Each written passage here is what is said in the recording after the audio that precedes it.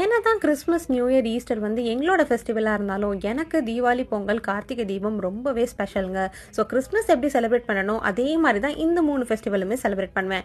ஏன் எல்லா ஃபெஸ்டிவலுமே செலிப்ரேட் பண்ணுவேங்க. ரம்ஜான் கூட எனக்கு ரொம்பவே வந்து பிடிக்கும். ஸோ இன்னைக்கு கார்த்திகை தீபம் அப்படின்றனால விளக்கெல்லாம் வீட்டில் ஏற்றி வச்சோம். அண்ட் யூஸ்வலாக சென்னையில் எப்படி செலிப்ரேட் பண்ணுவோம்னா எல்லா வருஷமும் இந்த மாதிரி கார்த்திகை தீபம் அன்னைக்கு அழகாக வீடு ஃபுல்லாக விளக்கேற்றி இந்த மாதிரி ட்ரெடிஷ்னலாக சாரீ கட்டிட்டு அம்மா வந்து வீட்டில் பனை ஓலை கொழுக்கட்டை அவிப்பாங்க. ஸோ பனை ஓலை கொழுக்கட்டைனா வந்து யூஸ்வலாக இந்த கார்த்திகை தீபம்காக ஸ்பெஷலாக அவிக்கிறதுங்க. ஸோ பனை ஓலையில் நம்ம பூர்ண கொழுக்கட்டையை வச்சு நம்ம வந்து அவிச்சு எடுக்கணும்.